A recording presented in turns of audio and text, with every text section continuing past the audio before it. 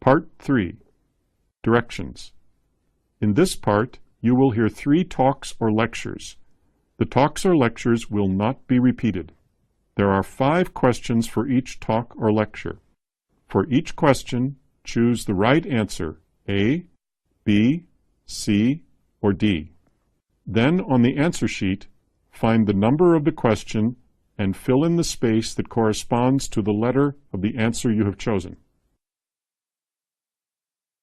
Questions 21 to 25.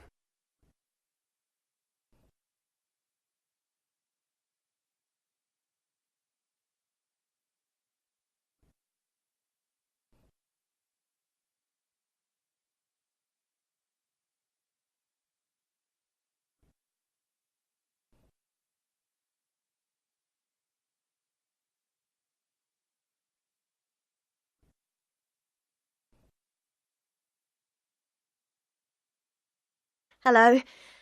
I'd like to start by saying that, like many city teenagers, I don't have much contact with the countryside. I live off a busy, polluted shopping street, full of people and cars in the middle of a crowded city, and I'd never given any thought to wildlife. Even though every house down my street has got a bit of a garden, and we have trees along the road and a piece of waste ground at one end, it seemed nothing out of the ordinary, and I took it all for granted. My attitude started to change when we had to do a survey of the wildlife in the city as part of a school project. We chose 10 families from the street and we asked them just to write down all the animals, birds, insects and so on that they could remember seeing in their garden or down the street during the last couple of years. All sorts of surprising things soon started coming out of that survey, like that we have 20 different sorts of butterfly, 50 different types of birds, and all sorts of animals, even some quite large ones like foxes and deer. At first we wondered what it meant, like, was it a world record or something? We'd no way of knowing. So what we did, we got in touch with a nature reserve out in the country and asked them what you could see there. And that's when we realised that we've as much, if not more, wildlife than they do. And that's what really got us interested in the idea of a nature reserve here. Because what worries us now is that we may be losing our local wildlife. One specially worrying thing has been all the cutting down of trees in the streets.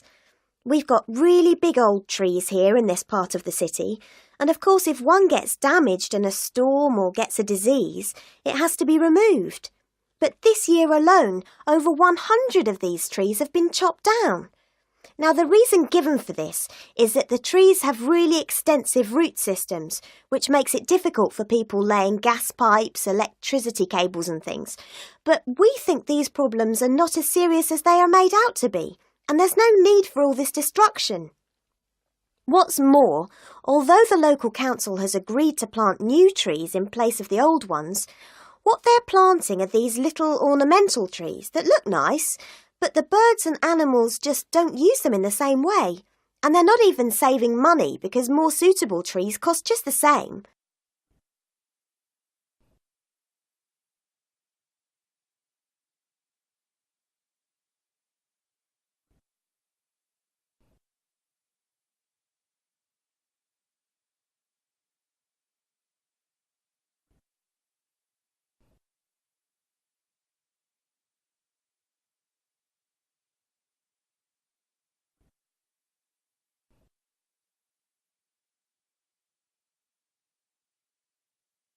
Questions 26 to 30.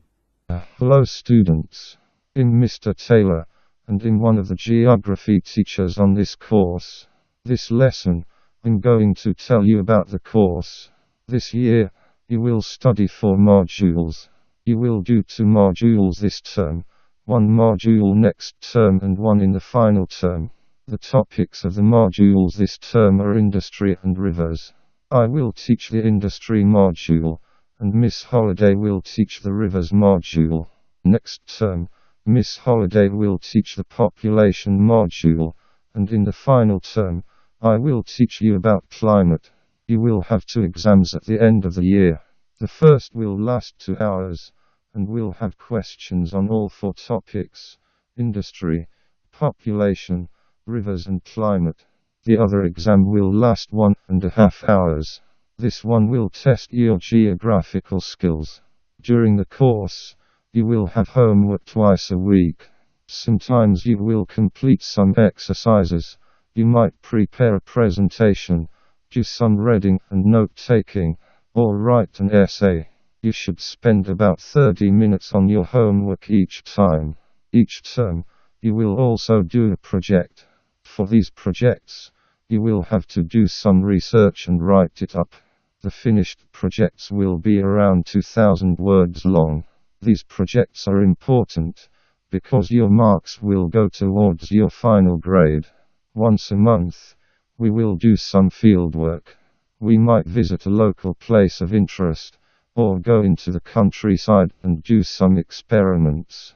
The fieldwork is important because it teaches you important geography skills. Finally, let me tell you about books. We do not follow one course book. We want you to read widely. You should read some of the different textbooks in the library. Here is a list of useful books to read.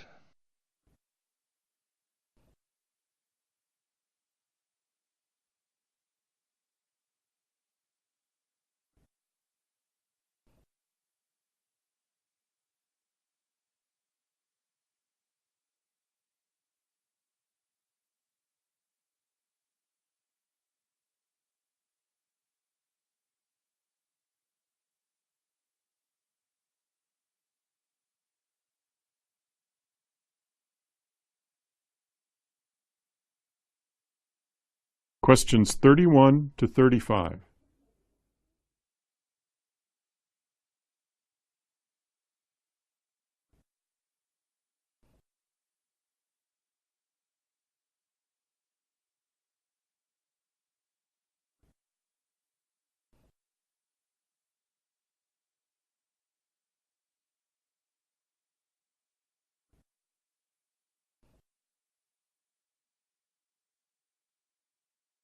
Good morning everyone, my name is Brian Alden. Today we're going to talk about how to get a summer job if you're currently employed. The first thing you should do for your summer job search if you're currently employed is to decide what type of job you are going to get. Is it something where you are working at weekends or at nights? Are you going to look for just a part-time job or full-time? How many hours are you looking for? So you really have to assess whether to commit to a second job during the summer and then look at the different types of fields to work in. Is it something that you want that is totally different from your full-time job? Or is it something that's kind of associated with your full-time job? Or is it something where you take one of your hobbies and turn that into a part-time job? For example, let's say photography is your hobby. You might want to go try and get a job as a part-time photographer at a local newspaper perhaps.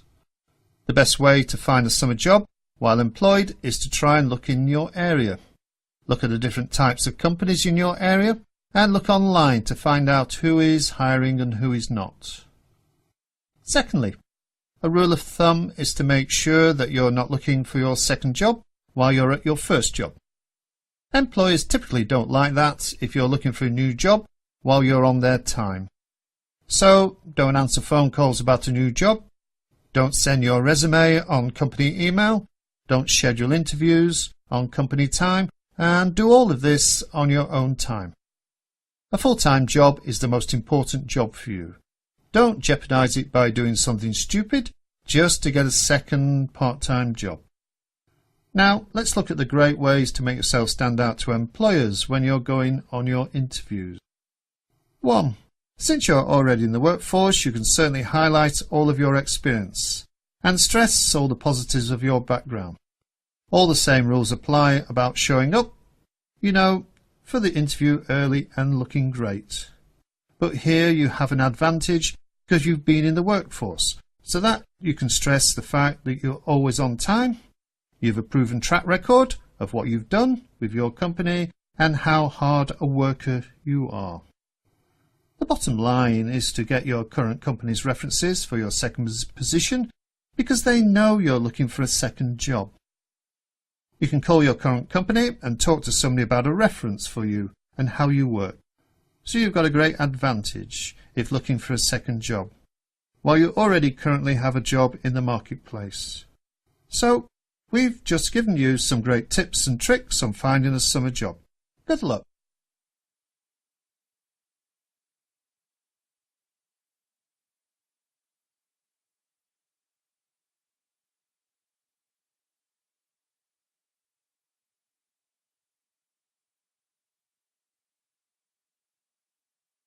That is the end of part 3. Now, you will have 7 minutes to transfer your answers to an answer sheet.